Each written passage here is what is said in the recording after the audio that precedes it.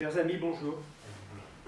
Ceux qui connaissent les collèges supérieurs en connaissent la ponctualité maniaque, mais qui finalement arrange tout le monde, parce que la ponctualité est une bonne manière de vivre ensemble.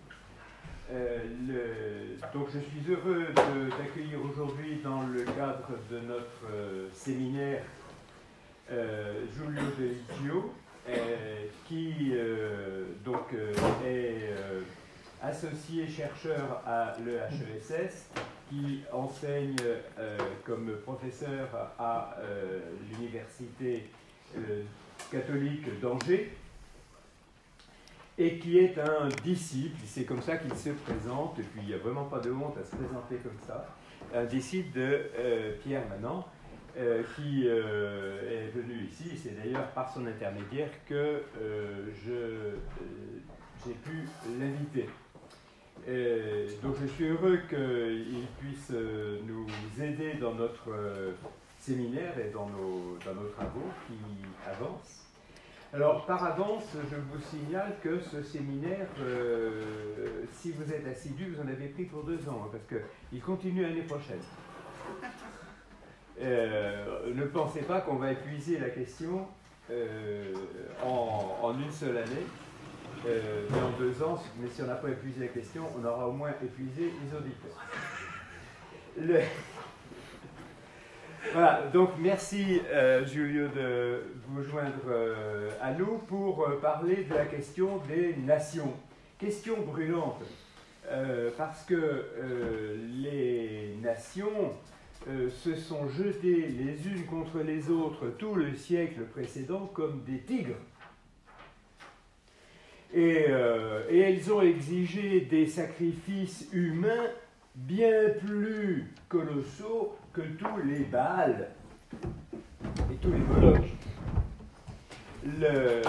Et donc des populations entières ont été sacrifiées sur l'autel des nations. C'est peut-être une étrange introduction à votre propos. Mais en même temps, pour nous qui allons réfléchir sur la question de la théologie politique, il me semble important de prendre la mesure aussi de cette idolâtrie des nations qui a été quand même un facteur essentiel de la violence du siècle dernier. Voilà. Après la rencontre, on aura, selon une habitude maintenant, un petit temps de collation pour ceux qui veulent continuer la conversation. Et nous sommes comme une terre assoiffée, attendant notre parole. Bien, merci beaucoup Jean-Noël. L'introduction est un peu exigeante, mais en tout cas, elle a le mérite d'expliciter l'enjeu, un peu le défi incontournable que nous avons, c'est-à-dire l'impression que les nations soient, pour les chrétiens, je ne dis même pas pour la théologie, un sujet négatif et brûlant. Je reprends vos mots. Mais je vais essayer du coup d'accepter ces défis en essayant de présenter une lecture à la lumière de la question de la théologie politique que vous avez, je trouve, honorablement proposé à nouveau. De ces cas éminents, pour reprendre un mot de Peggy, la méthode de Peggy, de prendre des cas éminents pour penser ce qu'on veut penser, ou un cas éminent de la République, un cas éminent de la théologie politique à l'occurrence. Et voilà pourquoi j'ai choisi ce sujet. Je veux d'abord vous remercier non seulement d'avoir organisé, de m'avoir invité, mais encore plus d'avoir, Jean-Noël Dumont, d'avoir conçu par un acte d'espérance qu'un séminaire de théologie politique, ici et maintenant, serait pour nous crucial, éclairant, et d'avoir pensé que j'avais quelque chose à dire à ce sujet. Donc, parfois, c'est dans une petite salle de province quand on est réunis à quelques-uns, qu'on pense les choses décisives de la vie d'un peuple. J'espère que ce soit le cas ce matin. Donc, quand même, comme l'introduction de Jean-Noël vient de le signaler, il faut peut-être partir de notre situation politique et morale et d'un fait qui semble un peu étranger à la théologie, mais qui peut-être autorise ou appelle l'intervention du discernement chrétien. Quel fait, je dirais, notre rapport aux nations ce qu'on peut dire qui est extrêmement déchiré et déchirant, parce qu'avant même de se demander ce qu'est une nation, avant même de se demander ce que fait ou pourrait faire une nation donnée, notre nation, nous sommes motivés tous, à peu près, ou travaillés par une certaine option sur la nation. Avant même d'avoir répondu à la question qu'est-ce qu'une nation, qu'est-ce qu'elle fait, qu'est-ce qu'elle a fait telle nation. Nous avons une certaine option sur la nation. Et en Europe, en tout cas, parce qu'il est clair que je parle de l'Europe ici, nous avons un penchant, selon les cas, favorable ou hostile à l'idée de la nation. Nous avons, selon les cas, le sentiment que l'histoire de notre nation est globalement aimable, ou alors qu'elle est condamnable.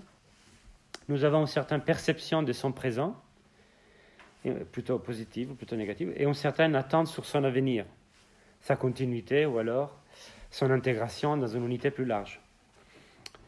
Alors il est clair que, pour le dire autrement, la nation, et d'une manière singulière la nation moderne, c'est une thèse qu'il faut garder à l'esprit, même si on était simplement citoyen ici, il est clair que la nation soulève une question éprouvante, Jean-Noël disait brûlante, il est clair que la nation est le cadre, le sujet d'une expérience aussi cruciale que les familles. Et donc, en ce sens, il n'est pas surprenant que, là encore, l'introduction de Jean-Noël mettait les doigts sur ce que je dois prendre au sérieux au départ, il n'est pas surprenant que les chutes qui sont associées aux nations, guerre et passions destructrices, semble aussi élevée et aussi sérieuse pour nous que la hauteur que les nations visaient. De même que les familles, quand la chute des familles nous sommes particulièrement sensibles à la chute des familles, nous sommes particulièrement sensibles à la chute des nations. Donc c'est un creux, par contraste, un signe de l'importance du sujet. Les nations, en tout cas, semblent avoir offert un cadre à l'expérience des vertus et des crimes. Elles ont fait l'objet des passions nobles, voire pieuses, ou viles, voire criminelles et idolâtres. Elles ont soutenu, tout le monde le sait, les prières des croyants et les espoirs des citoyens, de même que les projets les plus insensés, les plus pervers.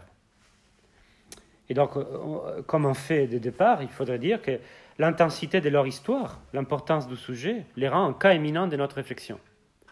Il est vrai qu'on peut aborder la question de savoir comment être citoyen, comment être chrétien par plusieurs voies, mais le cas des nations justifie peut-être son choix pour ce que je viens de dire. Un cas éminent, on peut dire alors que la nation est une de ces promesses d'unité qui semble aussi capable de nous diviser profondément. Et pour mesurer la profondeur de cette division, je crois qu'il suffit de faire une expérience que tout le monde a faite, l'expérience de l'opposition immédiate, même dans un dîner, dans une conversation civique, de l'opposition immédiate qu'un défenseur de la nation, ou alors un tenant d'une perspective pacifiste critique des nations, l'expérience de l'opposition immédiate que l'un ou l'autre manifeste à la conversation la plus ordinaire dès qu'on essaie d'illustrer la part de vérité contenue dans la position de l'autre.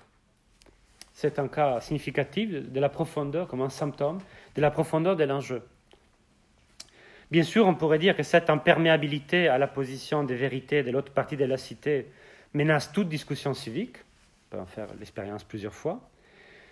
Mais il est clair, il me semble, comme un symptôme significatif, que la discussion sur la nation est si profonde qu'elle autorise souvent à soupçonner les uns ou les autres, derrière un jugement politique qui porte sur la nation, des qualités ou plutôt des tares morales et spirituelles. Par exemple, on imaginera que telle position sur la nation traduit en fait la xénophobie, ou alors, pour continuer cette symétrie, la trahison des élites. Donc on peut se dire que l'un ou l'autre se trompe sur les impôts, on peut dire qu'il ne comprend rien, il est incompétent, mais il me semble que l'enjeu nation, immédiatement et spontanément, nous divise en profondeur telle qu'on imagine qu'il y a des tares morales et spirituelles qui sont traduites par une position politique sur la nation et l'Europe, les retours des nations dans l'ordre international. Et c'est aussi pourquoi, si les citoyens sont divisés au sujet des nations, de la signification et de l'avenir de l'appartenance nationale, on le sait en Europe, non seulement donc sur ce que doivent les délibérations et les œuvres des nations, les citoyens pourraient se diviser naturellement, on le sait depuis Athènes, sur le fait de savoir ce que doit faire une nation. Mais parfois, ils sont divisés même sur le fait de savoir si les nations sont légitimes. Si les citoyens sont divisés au sujet des nations, les chrétiens le sont aussi. Et ils le sont doit-on dire, très profondément. À tel point qu'on a parfois l'impression, qui est plus qu'une impression, que les divisions au sujet de la nation, la question de savoir, par exemple, si la nation mérite encore d'être le cadre de nos attachements et de nos décisions, recoupe cette division au sujet de la nation, il me semble, que mystérieusement, elle recoupe souvent, pas tout le temps, mais quand même très régulièrement, cette division au sujet de la nation recoupe des tendances internes à l'Église, les manières de concevoir, vivre et communiquer les messages évangéliques. Je ne sais pas si vous mesurez ce recoupement mystérieux. On pourrait se dire qu'on peut avoir une position ecclésiale traditionnaliste, être très internationaliste, alors que souvent il y a des recoupements mystérieux qui donnent encore une fois notre symptôme, notre signe de l'importance du sujet. Alors, pour résumer ces constats préliminaires, sous notre division à l'égard de la nation, qui a introduit la place de mon sujet dans les cadres de ce séminaire, pourquoi assumer la nation comme en question de théologie politique, on pourrait dire en tout cas que les nations, voilà mon titre, si on parle de ces faits moraux et politiques que je viens de résumer, d'esquisser, on peut dire en tout cas que les nations sont les cadres et l'occasion d'un jugement politique qui appelle un discernement spirituel. Que les nations sont les cadres et l'occasion d'un jugement politique qui appelle un discernement spirituel. Et je crois que pour les raisons, en somme, inhérentes à la discussion sur la nation, qui donc nous donne un cas éminent du fait que les jugements politiques, qu'il arrive que les jugements politiques appellent un discernement spirituel, on peut le dire par la négative, comme on disait hier soir avec Jean-Noël, qu'une erreur politique, parfois elle est simplement une erreur intellectuelle ou de compétences, qui relève de la compétence ou de l'incompétence, parfois il y a des erreurs politiques qui traduisent une erreur spirituelle, on pourrait presque dire un péché.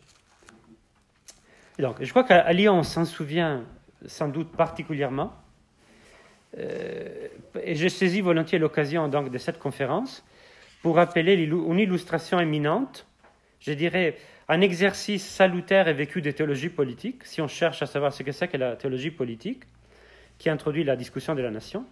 Et je parle bien sûr des cahiers du témoignage chrétien, ceux qui furent publiés entre 1941 et 1944, les cahiers du témoignage chrétien, pour ceux qui connaissent, j'imagine ici beaucoup, ont eu des vies différentes, des saisons différentes. Mais je parle de ceux qui furent publiés entre 1941 et 1944. Dans l'esprit de la résistance spirituelle à l'occupation de la France et aux compromissions induites par la collaboration. Il me semble que ce que je viens d'introduire, cette intersection entre les jugements politiques et le discernement spirituel, il me semble que la question de savoir qu'est-ce que serait une théologie politique chrétienne trouve une illustration éminente dans les cas des cahiers du témoignage chrétien. D'abord pour la méthode que les animateurs de ces cahiers ont illustrée. Effectivement, quand vous connaissez les cahiers qui ont été publiés pendant l'occupation, qu'est-ce qu'on découvre ? D'abord une méthode, je trouve, qui donne une image prometteuse de la théologie politique bien comprise. En tout cas, s'il y a quelque chose comme la théologie politique dans le christianisme, alors qu'on peut en douter.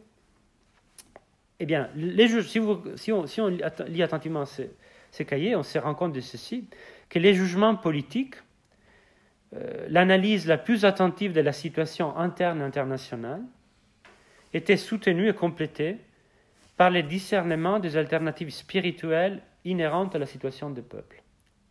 Quand on voit la démarche qu'ils avaient mise à l'œuvre spontanément et dans l'urgence, ce n'était pas un séminaire universitaire qu'ils illustraient, les jugements politiques, l'analyse la plus attentive de la situation interne internationale était soutenue et complétée par le discernement des alternatives spirituelles inhérentes à la situation des peuples. En particulier, par exemple, l'attitude que l'on pouvait adopter à l'égard du nazisme, évidemment, ça nous paraît évident, mais demander le discernement de l'antisémitisme du mystère d'Israël. Il y a plein d'enjeux politiques de notre temps qui ne demandent pas de considérer des questions qu'on pourrait dire ultimement spirituelles, mais ce n'est pas ce cas-là. Sentinelles de la foi, de l'espérance et de la charité, pour le dire autrement, les animateurs des cahiers, sous la direction du père Chaillet, c'est un point que je tiens à souligner, s'appuyaient sur l'examen le plus documenté des ressorts profonds des régimes et des actions à mener. Il y avait à la fois un témoignage de foi, espérance et charité, mais il y avait aussi une documentation très précise de la situation des régimes et des actions à mener. Et donc, si c'est pour du fait de la démarche illustrée des théologies politiques vécues, je dirais, que je signale ici, dans mon introduction, le cas de Caillé, c'est aussi parce qu'au fond, une autre raison, la démarche, mais il y a une autre raison qui est inhérente à mon sujet, qui tient au fait qu'en fait, tout au long de ces 4 ans de témoignages, de clarification spirituelle et politique, l'aventure, le drame aussi des cahiers de témoignages chrétiens était traversé d'un bout à l'autre par un souci du pays, par un amour de la France, et plus exactement, pour citer un texte d'Henri René Maroux qui figure dans les numéros de 1944, les derniers numéros de juillet 1944, par un amour chrétien de la France. Donc ces témoignages ne visaient pas, si j'ose dire, uniquement les enseignements spirituels, ni uniquement les jugements politiques, étaient traversés par un souci d'un pays, par un amour de la France, et plus exactement, il faudrait dire, par un amour chrétien de la France. C'est le texte central de ce numéro de juillet 1944 d'Henri René Maroux. Alors, ce qui me donne l'occasion de demander, faut-il justifier qu'un chrétien puisse aimer la France, non seulement un citoyen, mais aussi un chrétien? Ou à la limite, c'est l'attitude opposée qui manque de justification. Est-ce qu'un chrétien peut se passer de l'amour de son pays? Et bien sûr, la question qui peut-être nous divise, éventuellement, comment aimer un pays, un chrétien? Donc les numéros de juillet 1944 s'ouvrent et s'achèvent aussi sur des propositions qui paraissent peut-être aujourd'hui surprenantes, mais qu'il est bon de souligner, parce qu'elles viennent d'opposants civiques et spirituels au régime, le nazisme, qui incarnait la version la plus perverse, la plus idolâtre du nationalisme.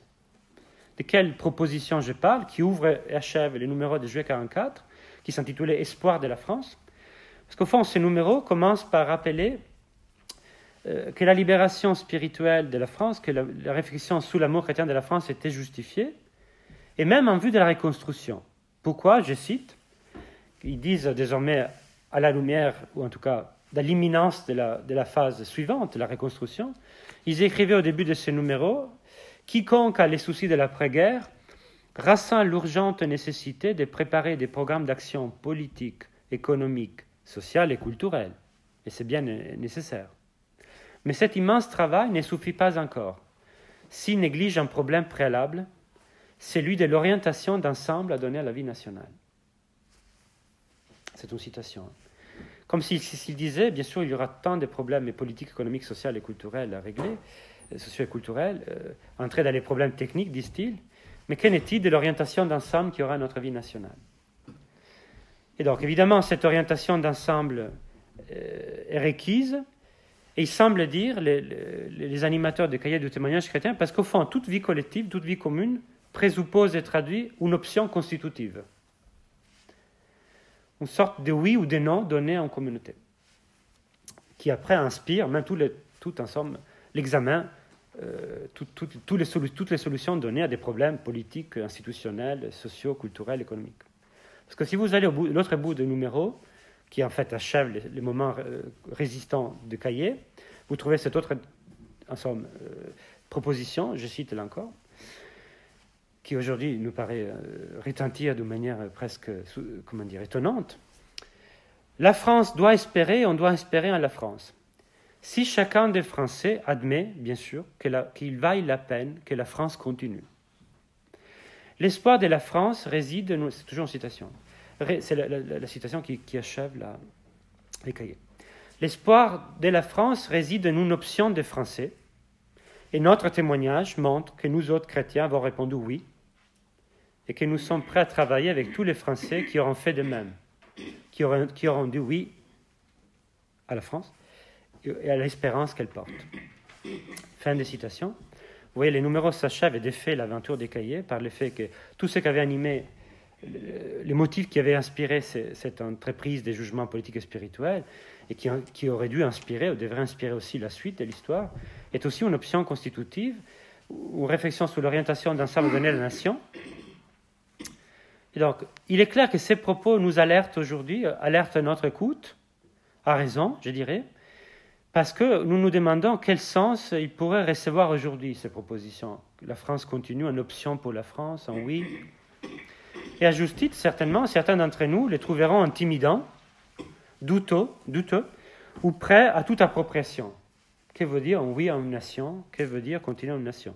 Et il est juste de les reconnaître, mais parce qu'au fond, il nous invite à continuer non seulement mon exposé, mais notre méditation, à la lumière de ces deux questions.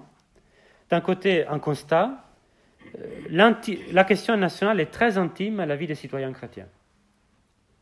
Et vous voyez que c'est un cas, je peux dire, les plus antinationalistes imaginables, la résistance à l'occupation nazie des animateurs du cahier. Mais quand même, comme vous voyez, je l'ai pris peut-être de manière paradoxale, pas du tout dans un esprit de provocation, mais comme un constat de comment cette question était intime à des citoyens chrétiens. Et d'autre part, l'autre peut-être leçon qu'on peut retenir, c'est qu'il est clair que c'est oui, que toute option à l'égard d'une communauté introduit un effort de discernement réel. Parce que si l'on pense, et dans la mesure où l'on pense, qu'une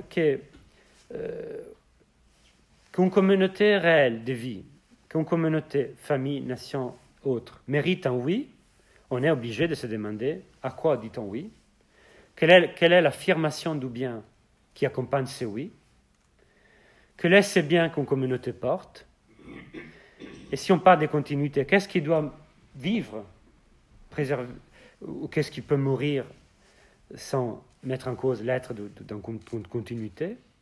Oui, donc la question nationale est intime à la réflexion politique et spirituelle, et que d'autre part, s'il y a une option fondamentale qui habite, qui traverse ces jugements politiques et spirituels, on doit la prolonger en se demandant à quoi dit-on oui, qu'est-ce qui doit vivre et mourir d'une communauté, qu'est-ce qui doit continuer. Donc, ces rappels de la démarche, de la théologie politique vécue, pourrait-on dire, illustrés par les témoignages chrétiens, vous le voyez, nous fait respirer, parce qu'on est certain qu'on est dans un cadre, une perspective indemne de toute tentation nationaliste. À l'occurrence, le numéro des 44 était animé par beaucoup de Lyonnais, Jean Lacroix et d'autres, et que du coup, elle nous autorise, si j'ose dire, à nous demander qu'est-ce que le christianisme connaît des nations. Elle autorise, laissant de côté mon premier point, pas laissant de côté, mais les gardant à l'esprit, mais sans être paralysés par les constats de nos divisions profondes, mais nous autorise à nous demander, sans préjuger que l'interlocuteur, que c'est celui qui parle plutôt, est traduit déjà en position que nous trouvons suspecte, nous autorise à nous demander plus simplement, mais quelle est la compréhension, la connaissance chrétienne des nations? Qu'est-ce que le christianisme connaît des nations? Comme dit Pascal, le christianisme a bien connu l'homme. Est-ce que le christianisme connaît bien aussi la vie des peuples? Et est-ce que c'est une compréhension qui n'est pas incompatible du tout avec l'intelligence politique des nations dont nous avons besoin, d'entrer dans une intelligence rationnelle, naturelle, politique des nations? Donc si on se sent autorisé, même encouragé, voire mis en demeure de continuer cet effort de compréhension chrétienne des nations, on peut dire que là, les manières de les développer peuvent suivre des directions différentes. Certains diraient même que si le christianisme dit quelque chose de propre sur la vie des nations, c'est certainement pas de savoir comment on passe l'accord sur le Mercosur, mais peut-être parce que le christianisme nous éclaire au niveau de l'histoire universelle, de l'histoire du salut, la place des nations, une première option possible. À l'occurrence, certains se sentiraient encouragés à expliciter la théologie de la nation chrétienne, en tout cas la théologie de la nation qu'offrent les Écritures plutôt, l'Ancien et le Nouveau Testament, les deux alliances, on peut dire la même alliance et ces deux moments, suivant en l'occurrence l'indication de Jean-Paul II dans son testament qui était vite oublié, Mémoire et identité, où vous trouvez cette invitation, développer une théologie des nations, de la nation. Selon l'indication, quelle est la contribution chrétienne? Est-ce qu'il y a quelque chose comme une théologie de la nation? D'autres se demanderont, dans une autre direction, que devrait faire une nation? Que devrait-elle être? Et avec quelles conséquences? Quel choix à tous les niveaux de nos décisions concrètes, sociales, politiques, morales, pour continuer à être chrétienne? Vous voyez les grands sujets, l'Europe chrétienne ou la nation chrétienne. D'autres se demanderont, on peut dire plus concrètement, même si ce n'est pas un sujet, comment dire, très ordinaire, en quel sens exact peut-on parler d'une perspective chrétienne sous telle nation? Que veut dire l'Europe chrétienne? Que veut dire la France chrétienne? Que veut dire une famille chrétienne d'ailleurs? Que veut dire un collège supérieur chrétien? Que veut dire une université catholique? Je je ne vous en parle même pas. Et peut-être alors, en un sens, sans être du tout alternatif à ces deux démarches, c'est demander à un niveau d'histoire du salut, qu'est-ce qu'il y a en théologie des nations, ou alors qu'est-ce que doit-on faire aujourd'hui pour préserver l'âme, la marque, on peut le dire, l'imprégnation chrétienne de certains peuples, de peuples qui nous a été confiés. Il y en a un autre, que c'est celui que je vous ai proposé, ensemble. Comment articuler les jugements politiques sur les nations, tout ce que nous savons au niveau de la raison sur les nations, tout ce que nous devons comprendre au niveau rationnel, quel est l'état des institutions de la France, quel est l'état de l'économie, et un discernement spirituel. Donc c'est cette troisième option que j'essaie d'illustrer rapidement aujourd'hui, qui n'est pas incompatible, peut-être qui est même impliquée par les précédentes. Mais ce n'est pas exactement la même chose, parce qu'évidemment, si vous posez une question d'histoire du salut, la théologie de la nation, on peut se dire, on n'est pas obligé d'entrer dans la situation réelle d'une nation à tel moment donné. Donc, l'idée d'articuler le jugement politique et le discernement spirituel peut-être implique les deux précédentes interrogations, mais nous amène dans un autre sens. Donc, quand on publiera, grâce à Jean-Noël, les réflexions, mais je tiens à les souligner, les communications écrites de ces beaux séminaires, je vous l'épargne, mais je veux les citer. Il serait, je pense, nécessaire de se demander, après tout, d'aborder les objections très pertinentes de ceux qui nous disent, d'un côté, mais est-ce que la raison, la sociologie des nations ne suffit pas à comprendre les nations? Est-ce que Renan, est-ce que Marcel Mauss, est-ce que Raymond Aron, un auteur que j'aime beaucoup, est-ce qu'on ne peut pas avoir une idée humaine suffisante des nations que les chrétiens peuvent consulter? Donc c'est une objection sérieuse, mais qu'il faut absolument aborder. C'est une information même importante, mais qui nous conduirait à penser il y a une raison politique des nations qui n'a pas besoin de solliciter la réflexion spirituelle ou la théologie. Et de même, on pourra se dire, toujours, d'autant plus quand on se souvient, comme les rappelé là encore dans cette introduction faussement improvisée ou synthétique de Jean-Noël, qu'il y a une objection très grave qui pèse sur les nations d'avoir été des espérances idolâtres. Il y a une riche littérature que je n'aborde pas, qui attire l'attention pour citer des livres sur le nationalisme comme religion, c'est-à-dire sur le fait que depuis 2 siècles, les nations ont été une sécularisation, un transfert du sacré chrétien qui a donné lieu, jusqu'au XXe siècle, il y a des espérances qu'il ne faut même plus citer, à des passions, pour ainsi dire, religieuses, idolâtres, destructrices. Donc il y a 2 objections qui nous mettraient en garde contre toute tentative que je suis en train d'illustrer. La raison suffit, et même où les tours religieuses de la nation, on pourrait s'en passer volontiers. Tous ceux qui ont à cœur le bien des nations. Donc il me semble, je vous épargne ces quelques éléments, un peu préalables, que les deux objections sont à la fois salutaires et pas concluantes. D'un côté, parce qu'une compréhension rationnelle, politique, naturelle des nations ne nous dispense pas tout à fait de poser des questions comme « mais pourquoi y a-t-il des nations ?» Et si les nations sont constituées des mœurs, des traditions, d'une histoire, est-ce qu'on ne peut pas dire qu'une compréhension politique ne nous invite quand même pas à considérer si telle nation a ou pas des contenus chrétiens? Donc l'objection politique est sérieuse, mais n'est pas concluante. Elle ne nous dit pas qu'une fois qu'on a dit que les nations modernes sont des espérances politiques, l'appartenance politique n'étant pas une appartenance religieuse, ça ne nous dispense pas du tout de nous dire, oui, mais est-ce que telle nation, est-ce que les nations ont dans leurs lois, mœurs, actions, œuvres, des contenus chrétiens? Et d'autre part, on pourrait dire, l'objection, disons, les nationalismes comme religion n'est pas concluante non plus, alors qu'elle était certainement vérifiée par l'histoire, parce qu'on peut dire que l'espérance religieuse des 2 derniers siècles des nations européennes, par exemple, était beaucoup plus ambivalente. Les sacrés civiques, comme dirait Peggy, étaient quand même une imbrication des sentiments temporels et spirituels qu'il faudrait démêler mieux. Donc les nations des 2 derniers siècles, l'espérance des 2 nations que j'aime et connais, la France et l'Italie, sont pleines de chrétiens qui, justement, donnaient à voir que les nations telles qu'elles étaient n'interdisaient pas d'y voir le cadre des œuvres chrétiennes. Donc il y a eu une ambivalence des passions religieuses dans les cas des nations. Donc c'est en tout cas pour moi la preuve qu'on peut avancer dans le fait de savoir quelle serait une intelligence chrétienne des nations. Et donc si je reviens à notre question, sans exclure même nos citoyens, les hommes de bonne volonté, je dirais, mais quelle est alors, comment se formule la question du point de vue chrétien de la nation? Faut-il une théologie politique pour comprendre le fait, la vie des nations? Le fait qu'il y ait des nations dans cette histoire, ce fait persévérant, obstiné, qu'il continue à avoir des nations dans ce monde, et les discernements sous la vie de chaque nation. Faut-il une théologie politique? Ou on pourrait se poser la question, encore une fois, du point de vue chrétien, qui n'exclut pas les citoyens, les hommes de volonté? Et par ailleurs, on peut se demander, les chrétiens doivent-ils penser quelque chose de la nation en général? Est-ce que les chrétiens ont une position particulière à l'égard de la nation? Ou alors, c'est toujours à la limite l'espérance réelle de certaines nations qui doit juger, la sienne. Il y a tel moment la nation s'est bien conduite, tel autre pas, comme la police grecque, comme l'Empire romain. Et donc, après tout, parce qu'après tout, un chrétien pourrait se trouver, comme saint Paul, dans la même situation de discernement au sein de la police grecque, au sein de l'Empire romain, au sein d'une fédération européenne. Parfois, la construction européenne est plutôt sensible à certaines inspirations chrétiennes, parfois complètement hostiles. Et donc, est-ce qu'il y a un rapport particulier à la nation des chrétiens? Quoi qu'il en soit, il me semble que les paradoxes dont parle la lettre à Diognet qui inspire ce séminaire semblent éclairer également, je vous propose cette hypothèse, même particulièrement le fait national. La nation exprime quelque chose de la constitution paradoxale des chrétiens d'une manière assez éminente, si j'ose dire, depuis Babel.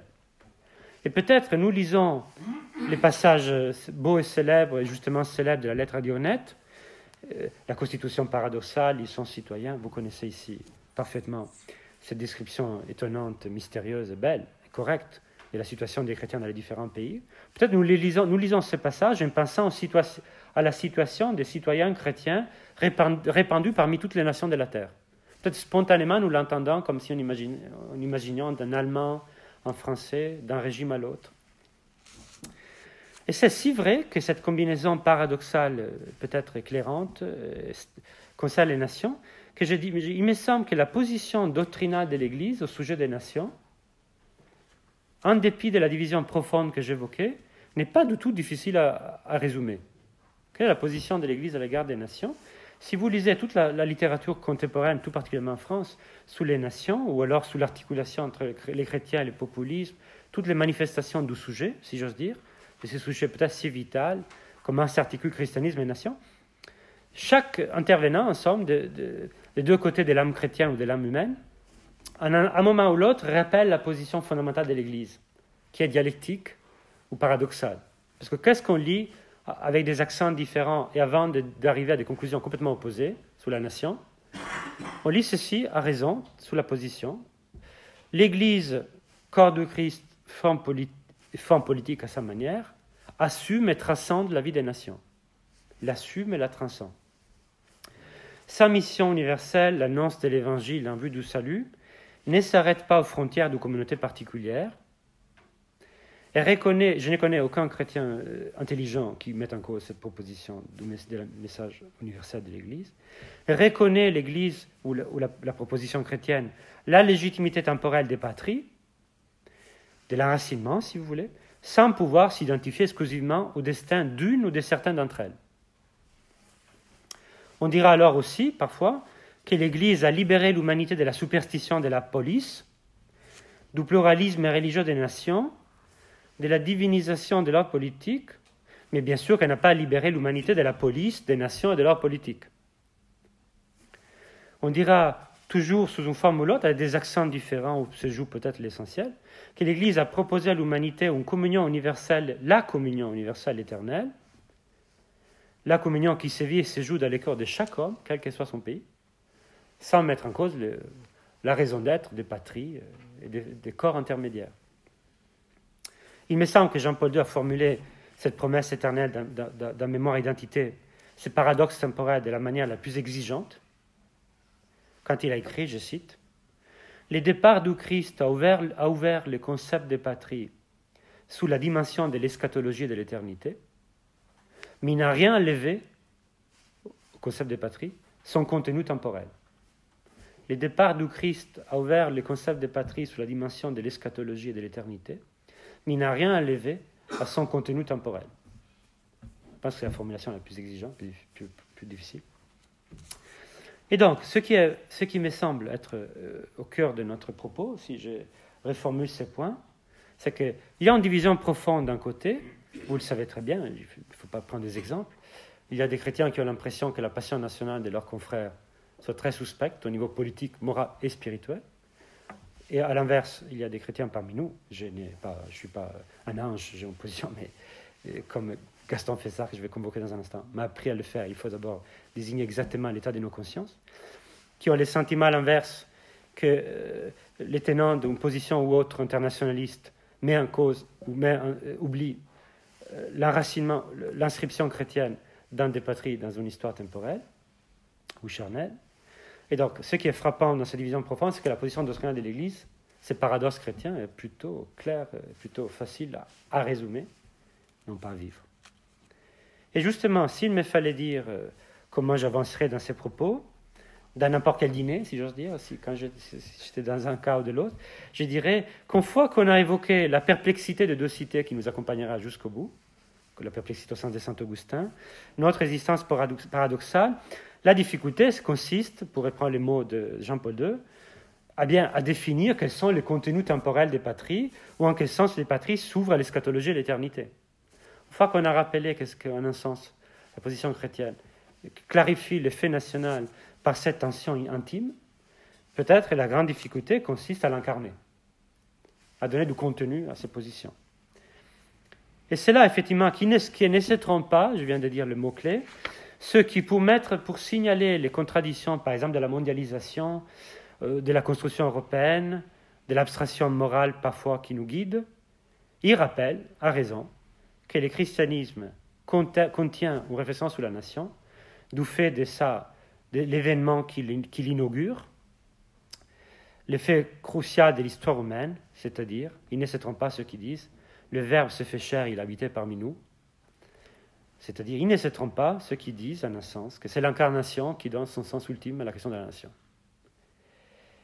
Ils ne se trompent pas ceux qui disent que loin de relativiser l'expérience terrestre des hommes, en un sens, le Christ a donné à chaque dimension, famille, patrie, temps, travail, une profondeur supplémentaire et infinie.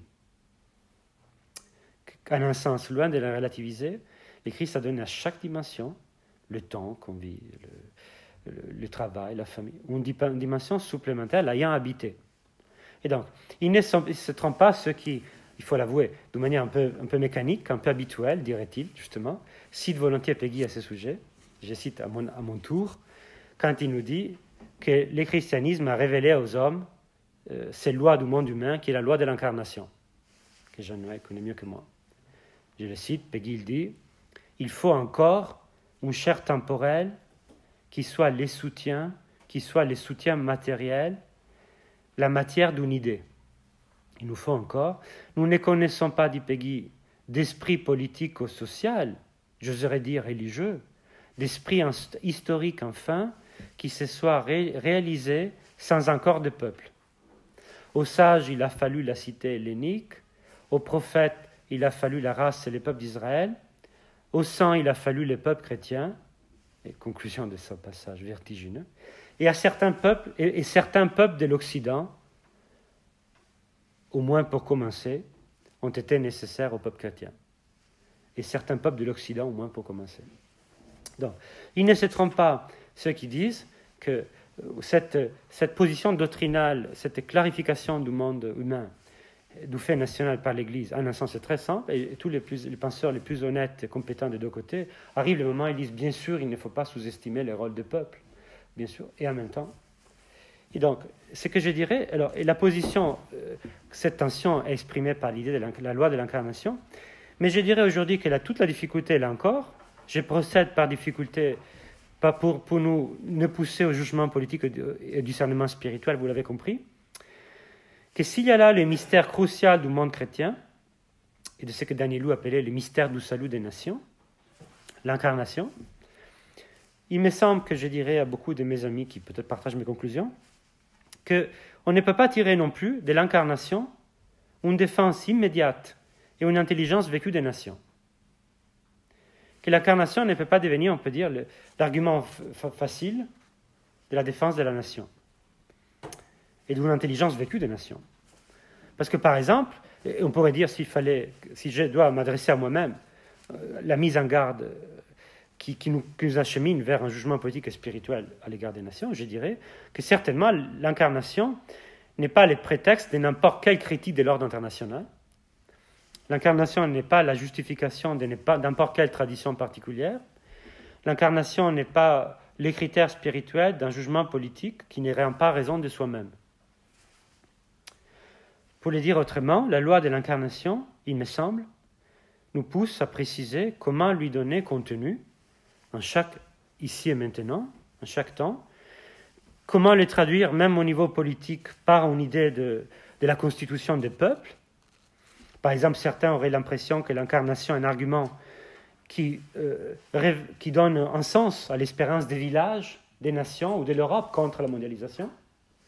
Donc, ça ne clarifie ni notre attitude, après tout, c'est-à-dire s'inspire décisivement, mais nous avons besoin de développer pleinement la loi de l'incarnation pour nous dire, mais qu'avec quelle attitude tirons-nous, quelle attitude intime et quel jugement, quel discernement spirituel nous tirons de la loi de l'incarnation, et pour définir comment les formes politiques.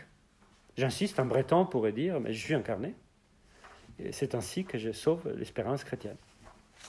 Et donc, s'il fallait éclairer la question des nations sans diviser jugement politique et discernement spirituel, je dirais il faut chercher les témoignages de ces auteurs, il y en a beaucoup dans l'histoire du salut, je dirais, qui ont porté soit témoignages, beaucoup de saints, beaucoup de citoyens, qui ont témoigné par leur vie de cet examen vécu, qui n'ont jamais séparé jugement politique et discernement spirituel, précisément pour donner vie à la loi de l'incarnation, pour concrétiser dans leur temps la constitution paradoxale. L'Église ouvre les sociétés intermédiaires et naturelles à l'eschatologie sans les abolir. Il y a beaucoup de témoignages, Edmond Michelet, on pourrait prendre beaucoup d'exemples de notre monde. En Italie, j'ai réalisé récemment des poètes italiens du XIXe siècle comme Manzoni, qui au même moment pouvaient écrire des hymnes patriotiques pour l'indépendance patriotique et des poésies sous la Pentecôte, sous la mission même année, 1821. J'ai réalisé hier encore dans les trains. Donc, mais il est clair que quand il s'agit de chercher au niveau théorique, ils ne sont pas si nombreux que ça, ceux qui ont essayé de garder l'équilibre. Et c'est là que je trouve que je vais vous proposer dans la deuxième partie finale de mon discours, je voudrais convoquer et vous proposer la démarche d'un théologien qui a illustré admirablement cet effort d'analyse de la mission et des décisions des nations, le père Gaston Fessard. Pour trois raisons. La première, personnelle, anecdotique, si vous voulez, que je viens de republier avec le père Frédéric Louzeau, cet ouvrage que je trouve crucial de 1936, Pax Nostra, Examen des consciences internationales, qui était republié au CERF donc en 2022. La deuxième raison, c'est qu'on dit souvent qu'un théologien, et même un théologien très exigeant, il a eu une clairvoyance politique et temporelle remarquable dans tous les grands enjeux du XXe siècle, sous les totalitarismes, les guerres. Et puis parce que, bien sûr, c'est avec son texte, son cahier du témoignage chrétien en 1941, qui commence l'expérience sur laquelle je me suis appuyé ici à Lyon. Les cahiers de 1941 qui inaugurent des témoignages chrétiens qui s'intitulent mémorablement, en tout cas qui ne devraient pas être oubliés, « France, prends garde et perds ton âme ». Et c'est en « France, prends garde et perds ton âme », cahier de 1941, que j'aurais envie de discuter attentivement avec vous, que je vous propose de relire, parce qu'il nous donne une démarche, si vous voulez, là encore, de théologie politique vécue, une démarche qui nous invite à nous rappeler qu'à chaque époque, il faut éviter les séductions, les compromissions graduelles, et finalement les perversions qui menacent la vie personnelle et collective, les séductions, les compromissions et les perversions, où les citoyens et les chrétiens se trouvent un peu imbriqués, où ils se trouvent difficiles à dissocier. La proposition de la cité, telle loi, telle mœurs, telle opinion morale, prête à cet examen. Séduction, comment éviter les séductions, la vraisemblance du bien, les compromissions et la perversion. Mais si je vous le disais, je voulais plutôt attirer l'attention sur les mouvements fondamentaux d'un livre, Pax Nostra, où le père Fessard avait préparé de fait sa démarche, exposé la démarche qu'il mettra à l'œuvre à partir des années 40, Pax Nostra, notre paix, examen des consciences internationales de 1936. Parce que je crois qu'en un sens, s'il faut chercher à la fois une théologie des nations et un discernement vécu, c'est là qu'on les trouve. En tout cas, une illustration parmi d'autres, qu'on peut les trouver dans ces livres. Je dirais d'abord, pour cette deuxième partie, pour aller vers un peu mes conclusions, les mouvements du fond du livre qui ne prêtent pas à être résumés, c'est un de ces livres qu'il faut lire, vivre, plutôt que résumer, qui commençait par la menace de guerre qui pesait sur les Français en 1935, et plutôt qui prenait au sérieux les dangers coagulés dans la question que faire face au réarmement de l'Allemagne à l'approche de la guerre et que faire face à la division de la conscience française, l'entre-deux-guerres que vous connaissez mieux que moi. Et donc, c'est un effort pour répondre à la question la plus pratique. Et comment le fait ça, la question la plus imminente, que faire face au retour de la guerre, on dirait aujourd'hui, que faire face à la division de la conscience. Et c'est là que Fessard se sent obligé d'introduire ce qu'il appelle paradoxalement un examen des consciences internationales, c'est-à-dire, vous le savez, la démarche la plus chrétienne, la plus personnelle, la plus intime, un examen des consciences qui s'appliquerait au fait des nations. Comme s'il nous disait, dans les actions et les paroles des nations, se révèle quelque chose du drame de l'âme humaine. Dans l'histoire des nations, se vit quelque chose de l'histoire du salut. Pour chaque homme, bien sûr, dans son équation personnelle, que faire sous l'occupation, mais bien sûr peut-être au niveau collectif, que faire de notre nation. Et donc, les sous-titres font que, si vous, dans la correspondance avec Henri de Lubac, les grands frères amis de Fessard, il lui dit que même grammaticalement, examen des consciences internationales sont bizarres. Qu'est-ce qu'un examen international, dit le père de Lubac? C'est tous les mystères de ces livres qui résument au fond, tiennent ensemble jugement politique et discernement spirituel. Comment faire porter l'examen des consciences, le discernement spirituel, non pas sur ma situation personnelle seulement, si j'ose dire, si cette situation personnelle n'est pas seulement un oxymore ou un problème, mais que faire pour porter ce discernement spirituel jusqu'à l'analyse des nations. Et Fessard s'est dit, j'ai essayé à partir de 1935 de me demander quelle est l'attitude positive des chrétiens. Quelle est l'attitude chrétienne capable d'insérer, dit-il, l'éternel dans le temporel? Comment faire dans mon temps, comment mettre à l'œuvre l'attitude positive des chrétiens, l'attitude proprement chrétienne, l'insertion de l'éternel dans le temporel, comment rendre témoignage, comment traduire mes jugements politiques, et mettant à l'œuvre des faits peut-être plutôt catholiques que chrétiens, pour le coup, on pourrait en parler. Une attitude qui traduit l'effort d'insérer l'éternel dans le temporel, qui est une formule qui aurait parfaitement plu, je crois, à Peggy. Et donc, Pax Nostra est tiré de ce que Fessard et les pères de l'Église, déjà, appelaient la charte internationale, au fond, la charte chrétienne de la paix. C'est-à-dire la lettre aux Éphésiens 2, 13, 19. Le titre lui-même est tiré de la charte chrétienne de la paix. Quelle est notre méthode? Elle est tout entière contenue dans la lettre aux Éphésiens 2, 13, 19. C'est le Christ qui est notre paix parce que lui seul nous aide à dépasser les murs d'inimitié qui séparent l'humanité, qui des deux peuples, qui des deux parties de notre âme, la païenne et la juive, arrive à réconcilier l'humanité. La charte chrétienne invite à cet effort qui est dans chaque âme, le païen et le juif qui est en moi, la convoitise ou l'orgueil qui sont en moi. Je dois le signaler parce que, comme vous le savez, les mystères d'Israël est plus que jamais au centre de nos situations internationales. Mais pour aujourd'hui, je dois maintenir au mouvement en somme, initial de son propos.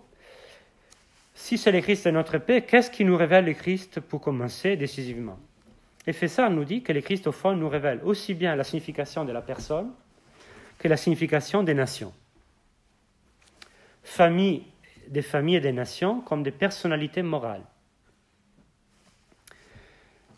La dynamique initiale de notre propos, que vous voyez, nous met en garde contre la tendance que nous avons aujourd'hui d'opposer les personnes, ou alors on dirait les droits des hommes, aux raisons d'être des corps collectifs, aux raisons d'être des communautés. Nous avons cette tendance peut-être ruineuse d'opposer la raison d'être, la prise en compte des personnes et la raison d'être des communautés qui les constituent. Et Fessard nous dit que précisément, c'est précisément la révélation du Christ qui nous donne à voir pourquoi nous sommes des personnes, que nous sommes des personnes, et pourquoi on ne comprend les personnes que par la compréhension profonde des associations, des communautés qui constituent la personne. Donc on ne comprend pas, on n'examine pas bien la situation et la vérité des personnes sans examiner bien la vérité et la situation des familles et des patries. C'est toute la partie initiale du livre, qui n'a rien, si vous voulez, de sublime, qui n'annonce surtout pas des slogans famille, patrie, Dieu, parce que c'est précisément parce qu'il s'agit des épreuves les plus exigeantes et constitutives de la personne que la famille et la nation sont les lieux des plus grandes épreuves. Et donc, l'objet des plus grands discernements.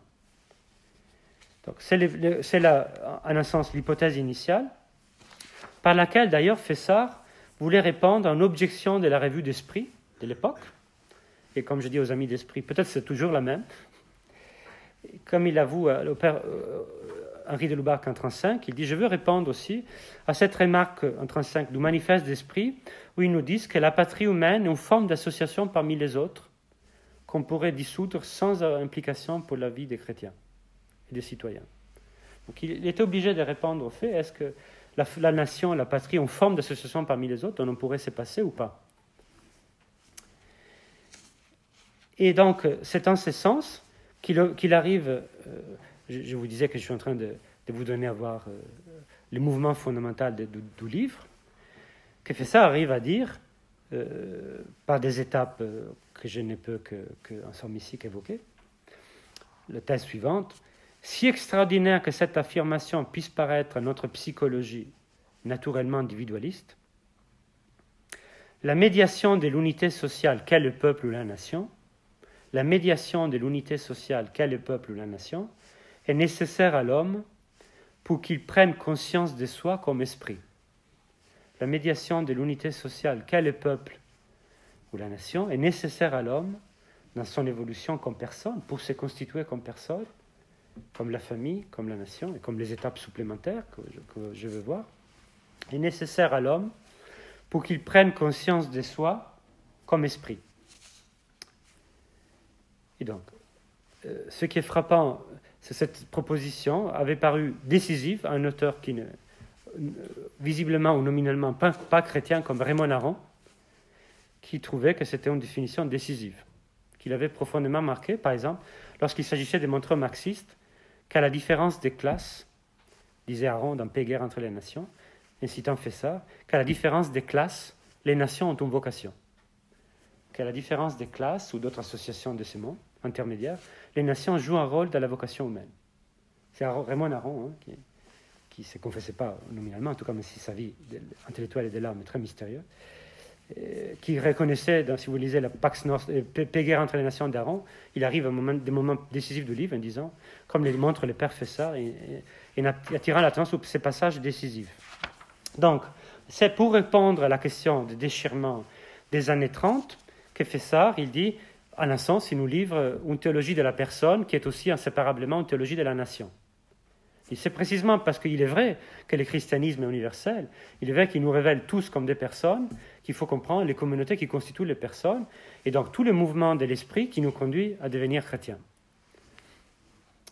Et c'est en ce sens que les familles, les nations, deviennent des lieux intermédiaires mais décisifs du discernement, de l'examen des consciences, du jugement politique, qui conduit ou pas à définir en chaque temps, selon les enjeux propres à chaque temps, l'être chrétien de l'homme, le devenir humain ou le devenir chrétien. Donc, dans les 20 minutes qui restent, 15 minutes, je fais un pas de côté. Vous avez compris que Fessard semble se retrouver, même si pas tout à fait, dans notre situation, parce qu'au début du livre, il dit quelle est la situation de la conscience divisée des Français. Pourquoi les Français sont paralysés face à la menace externe, ce qui ne vient pas de l'homme, mais qui vient de l'extérieur. Il dit parce que, si vous lisez les premiers chapitres, il dit parce que la conscience française est divisée entre l'âme pacifiste et l'âme nationaliste. Année 30, 1935-36. Et donc, il essaie de montrer, en un sens, que c'est par la compréhension adéquate du mouvement de l'âme de chacun de nous et de la conscience d'un peuple qui permet de voir en quoi c'est, en tout cas, ce qu'il y a de vrai et ce qu'il y a de faux du côté du nationaliste, et ce qu'il y a de vrai et ce qu'il y a de faux du côté de l'internationaliste ou du pacifiste, que nous parvenons à comprendre Pourquoi c'est l'intelligence chrétienne de ces mouvements de l'âme qui nous éclaire.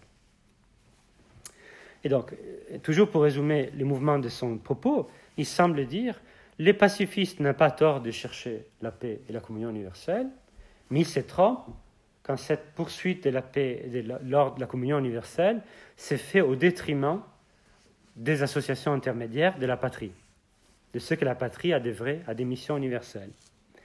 Et les nationalistes n'ont pas tort à défendre, à voir ce qu'il y a de vrai et constitutif de la personne de la patrie, mais ils se trompent s'il arrête son mouvement à la Constitution aux fins de sa patrie. Et c'est en ce sens qu'il arrive à dire, il arrive à détailler les équivoques du pacifiste ou de l'internationaliste, on dirait aujourd'hui. On peut dire sa recherche stérile de l'ordre international, de même que du nationaliste, mais c'est en ce sens qu'il arrive à illustrer dans ses premiers chapitres. Au fond du pacifiste et du nationaliste, il y a un mouvement de l'amour qui est juste et bon. Il semble même dire qu'il y a un principe de charité. Il y a un principe de charité dans les mouvements qui nous conduit à la paix, à l'amour de chaque personne, la communion universelle, et il y a un principe de charité dans l'amour qui nous conduit à aimer notre patrie les plus proches. Et en même temps, mal conduit, c'est presque une définition justement de l'idolâtrie, cet amour mal conduit peut conduire à faire de la paix une idole, de l'humanité une idole, ou de la patrie une idole. Donc, les jugements politiques les plus ordinaires, c'est traduit par, dirait-on, par rapport à ce que je disais au début, par de la réponse à des questions concrètes, techniques, sociales, culturelles, institutionnelles, mais elle traduit en option sur la paix, sur la communion universelle et sur la nation, qu'il faut bien conduire, au risque de ne pas faire de notre objectif ultime, la paix, l'humanité ou la nation, une idole. Vous voyez l'imbrication du jugement politique et du discernement spirituel et leur respective nécessité. Parce que bien sûr, il faut dire comment on contemple la nation et sa vie, ses décisions, comment on définit la paix.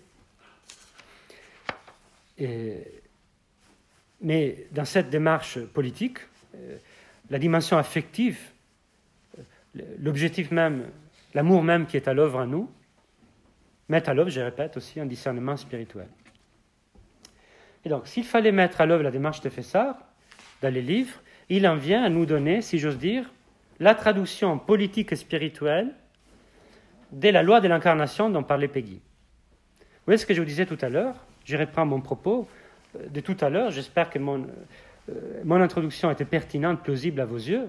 On s'est dit, si on regarde autour de nous, d'un dîner, dans la vie de n'importe quelle conversation civique à la sphère internationale, on dirait que la division qui concerne les nations est très intime. Au point que nous soupçonnons chez l'autre, le patriote, l'européiste ou l'internationaliste pacifiste, un défaut moral, voire spirituel. Et en même temps, je disais qu'il y a là, après tout, la clé de l'énigme, le fin mot de l'énigme, c'est livré par la position, on peut dire chrétienne, on pourrait l'espérer en tout cas, mais cette loi de l'incarnation doit être traduite dans une démarche qui clarifie aussi bien notre attitude dans chaque situation, comme notre définition de l'ordre international, de la forme politique, dans chaque situation, des lois et mœurs d'une nation donnée, qui nous permet de voir comment on arrive alors à traduire la loi de l'incarnation. Comment on met à l'œuvre l'insertion de l'éternel dans l'intemporel dans nos situations données, dans les plus intimes de nos âmes, comme dans les traductions les plus immenses. Que faire de la Constitution européenne aujourd'hui? Comment, dans ses lois, dans ses mœurs, dans ses décisions, dans sa sociologie même, si j'ose dire, que faire de la France? Alors, là, je vous résume la deuxième partie du livre de Fessard par la table des matières, si j'ose dire, qui avait très soigneusement rédigé par Fessard, quand il nous donne à voir quelles étaient alors les lois, les principes qui traduisent la loi de l'incarnation. La loi de l'incarnation qui tient au fait que le Christ lui-même a pris corps dans un peuple, le peuple juif, qui a vécu 30 ans la vie de la famille de Nazareth, mais qui a ouvert paradoxalement aussi l'humanité à la communion universelle réelle. Et donc, si vous prenez les déroulements de ce livre, dès la table des matières qui était soigneusement définie par Fessard, vous retrouverez ces trois traductions, je répète, de la loi de l'incarnation, que Fessard présente comme la loi des formations de la personne, comment on devient personne dans son attitude, dans toutes ses relations, et comment on forme les nations et la communauté des nations. voyez, dès la loi de l'incarnation, comment la traduire? Cette loi, effectivement, cruciale du monde humain, dans l'histoire du salut, à la lumière de l'histoire du salut chrétienne, Fessard nous dit, il y a une loi de formation de la personne, on devient personne dans chaque situation, et mettant à l'œuvre ses principes, et une nation se forme ou se déforme, une famille se forme ou se déforme, la communauté des nations forme ou déforme la personne, l'Union européenne forme ou déforme les personnes, selon la mise en œuvre de ces trois principes, je vous les cite, mais vous les trouvez, je répète, dans la table de matière, dès la table de matière, puis exposée dans les livres de Pax Nostra. Premier principe, la charité, dit Fessard, reste la loi suprême de toute mon attitude, dans l'ordre international aussi bien que dans l'ordre individuel, mais la pratique d'une charité qui tend à être universelle et parfaite reste soumise à une condition inéluctable. Ne rien nier, ne nier rien de ce qu'elle suppose comme ses degrés inférieurs. La charité reste la loi suprême de toute mon attitude, dans l'ordre international aussi bien que dans l'ordre individuel, c'est-à-dire un chrétien ne peut pas se passer de cette tension à la charité universelle. Et en même temps, la pratique d'une charité qui tend à être universelle et parfaite reste soumise à une condition inéluctable, ne nier rien de ce qu'elle suppose comme ses degrés inférieurs. Vous connaissez le proverbe français, je crois que c'est un proverbe. Charité bien comprise commence par soi-même. N'est-ce pas? Donc, fait ça, il y a un moment dans ce livre remarquable où il dit, par exemple, dans les procès de Jeanne d'Arc, vous voyez qu'un des critères était le suivant, qui montrait qu'on n'était pas en présence d'un illuminé nécessairement, mais que sa disposition ultime ne mettait rien en cause des devoirs certains, des devoirs les plus proches. Deuxième formulation de la même loi, je reconnais que la charité et la perfection de la charité est l'idéal absolu pour les nations comme pour les individus. Je reconnais que la charité et la perfection de la charité est l'idéal absolu pour les nations comme pour les individus, mais je refuserai toujours de sacrifier la justice et la charité envers les plus proches, sous prétexte d'étendre à cette perfection de la charité. Je reconnais que la charité et la perfection de la charité est idéal absolu pour les nations comme pour les individus, mais je refuserai toujours de sacrifier la justice et la charité envers les plus proches, sous prétexte d'étendre à cette perfection de la charité. Et la troisième, paradoxalement, elle vient en dernière, traduction de cette même loi, je répète, on pourrait dire la loi de formation de la personne, la loi de formation des nations, pour faire ça, ce n'est pas une recette, c'est l'orientation à mettre en œuvre dans chaque situation. Troisième formulation est la suivante, je reconnais que je dois à ma patrie entre toutes une prédilection. Je reconnais que je dois à ma patrie entre toutes une prédilection. Ce que vous trouvez aussi chez saint Thomas, la Somme. Cette fois, le principe est présenté de l'autre manière. Mais je refuse, sous prétexte d'amour de la patrie, de borner à ces frontières qui existent, ma recherche de la justice et de la charité.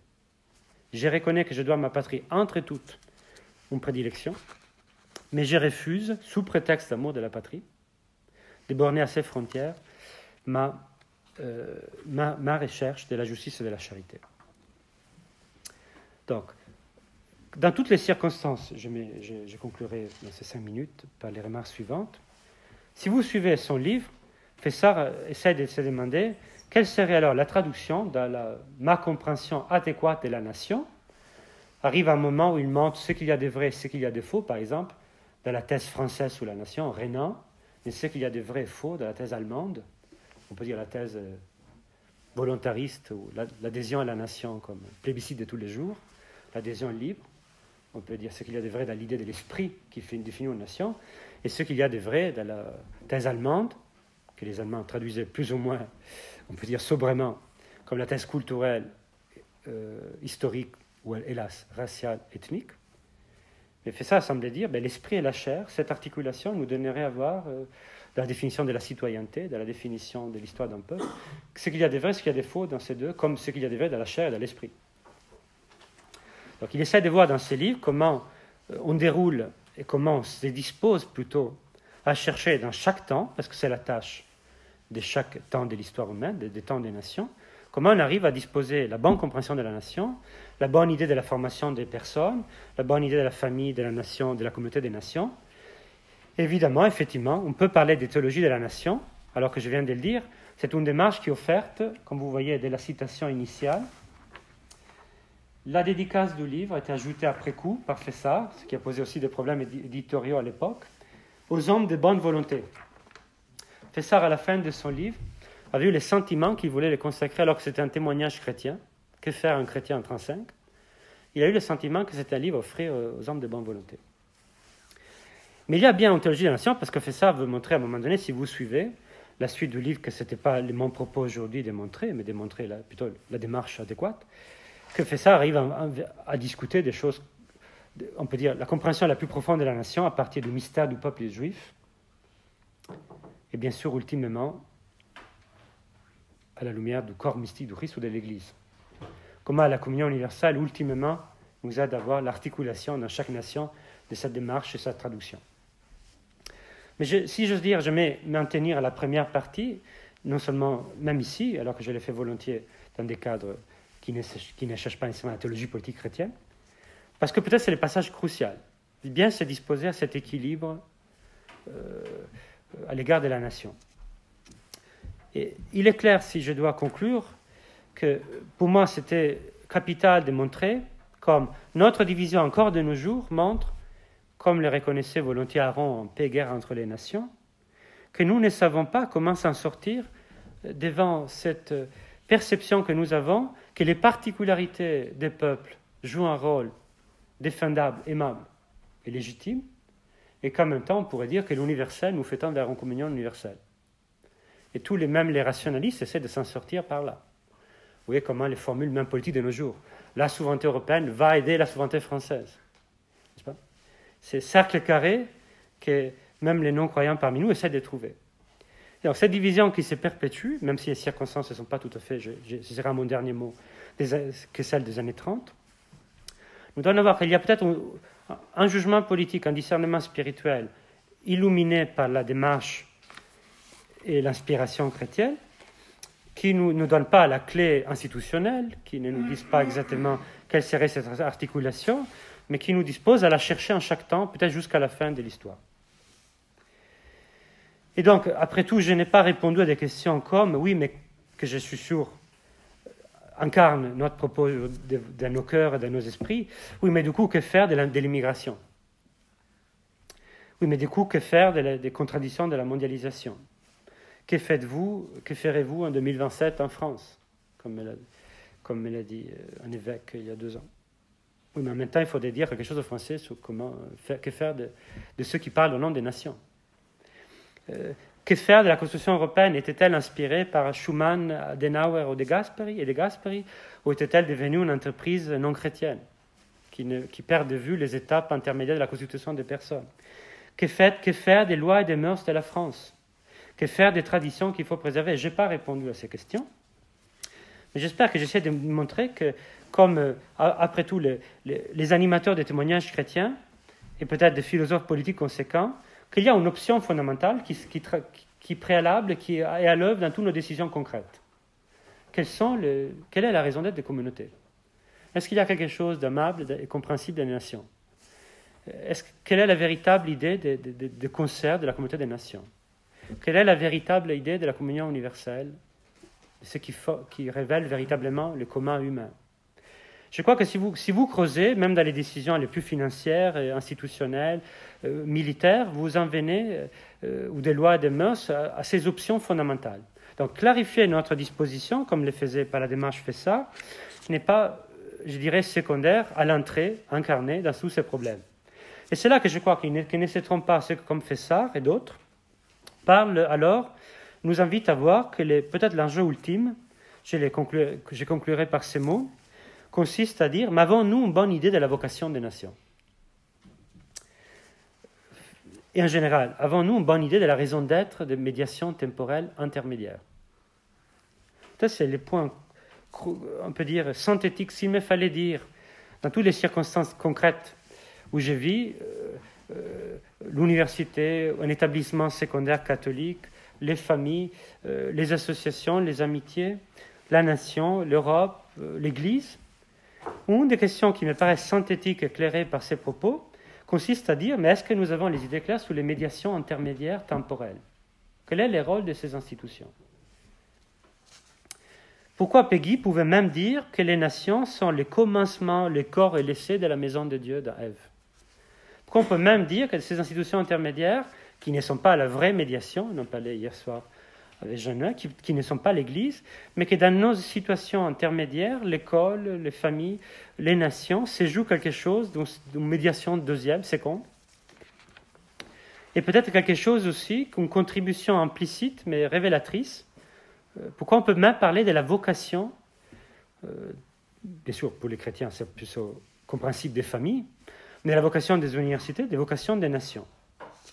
Pourquoi on peut dire que si on relit l'histoire des nations européennes, et c'est pourquoi nous sommes à raison très sensibles aux chutes des nations, pourquoi elles ne nous semblent pas simplement des entreprises économiques qui ont fait faillite? Pourquoi ça nous paraît très grave que les nations européennes ou des nations se sont trompées?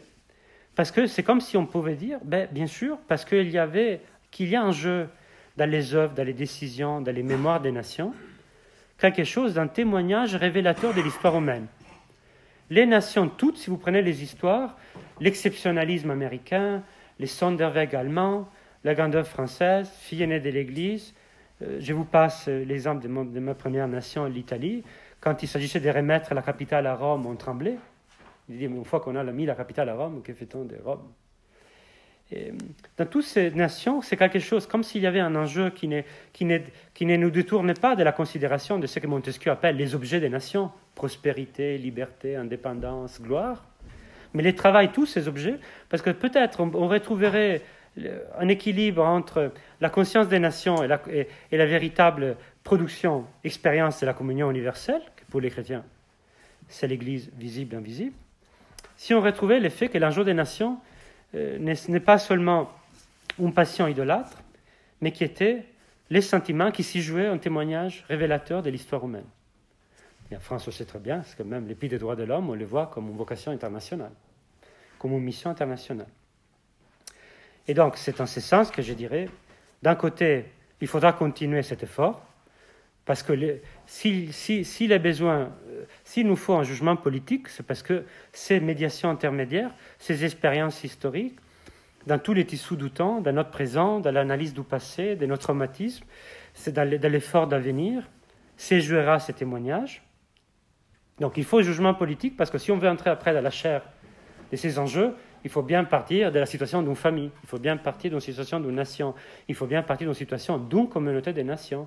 Il faut bien se dire comment s'est formé l'ordre international à partir des années 90. Est-ce que c'était le bon ordre international?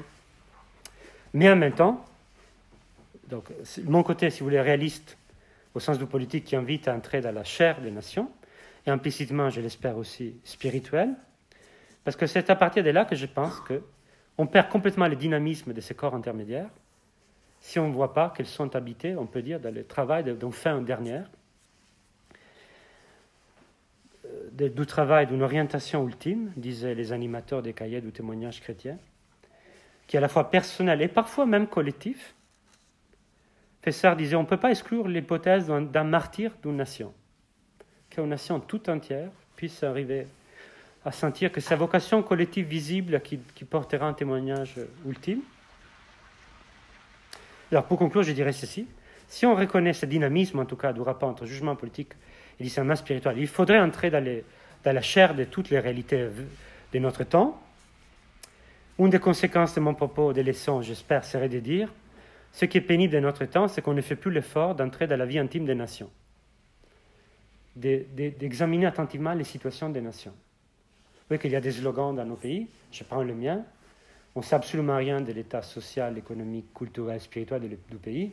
On arrive en gouvernement, si on trouve qu'il est fasciste, l'analyse de l'état du pays s'arrête là. Donc, une des conséquences de mon propos, et peut-être il y a des choses dans les gouvernements qu'on appelle populistes, fort dommageables, démagogiques, qu'il faut absolument rejeter, éclairer. Mais une des conséquences, c'est de dire nous ne pouvons pas nous passer de ces regards intimes sur la vie des peuples et des personnes. Et d'autres regards, je dirais, l'autre leçon importante, c'est un peu forte, mais j'aimerais conclure là. On ne peut pas imaginer trop vite qu'il y ait des idolâtries à l'œuvre dans nos pays. Parce qu'au fond, la démarche que fait ça me paraît illustrer lumineusement, que je viens de traduire par l'idée du rôle naturel et spirituel des corps intermédiaires. S'il nous faut commencer par un amour naturel de la patrie, dit Fessard, s'il nous faut commencer par un amour naturel, plus que naturel, de nos proches, on pourrait se dire ceci: l'idolâtrie, et ce sera ma conclusion, est la conclusion d'un amour qui était conduit selon modalités mauvaises, qui a porté sur les mauvais objets, ou alors qui portait sur les bons objets, famille, nation, même Dieu, mais qui s'est trompé des méthodes, qui a aimé mal son objet. Et donc, il me semble qu'aujourd'hui, nous ne sommes pas nécessairement menacés, beaucoup menacés en fait, par l'idolâtrie des non-nations, alors qu'il est vrai que les défenseurs des nations semblent avoir absolument rien à dire de leur dynamique, de leur vocation spirituelle. J'essaie d'être impartial jusqu'au bout. Mais je ne suis pas sûr que nous soyons très capables d'éprouver un amour des patries, que nous soyons très disposés à pleurer sous l'état de nos nations, telle loi, telle mœurs, telle situation. Donc, aux deux parties, je dirais, vous avez raison à tirer l'attention sous les mauvais amours de la nation, comme des familles, comme de tous les corps intermédiaires, mais laissez que cet amour s'exprime au début pour qu'il puisse être complété. De même que je dirais à ceux qui parlent au nom des nations, comme dirait Fessard et tant d'autres, clarifions, purifions la nature et toutes les conséquences pratiques de cet amour. Aujourd'hui, il me semble clair que les nations européennes sont défendues, et c'est pourquoi elles sont défendues mal, comme des abris qui nous restent, un peu impersonnels et vieux, dans un monde où nous n'avons plus d'orientation ultime. Et donc, Fessard, je crois, nous donne la bonne clé quand il nous dit, et je m'arrête là, ordonner un amour, ne pas le tuer. Ordonner un amour, ne pas le tuer. Ça vaut à tous les niveaux et pour tous les objets de notre amour, y compris des patries. Ordonner un amour, ne pas le tuer. Il me semble que depuis que je suis arrivé dans ce monde, les années 80, du coup, j'ai plutôt les sentiments qu'on invite à rejeter des amours plutôt que les racheter, purifier, élever. Merci beaucoup.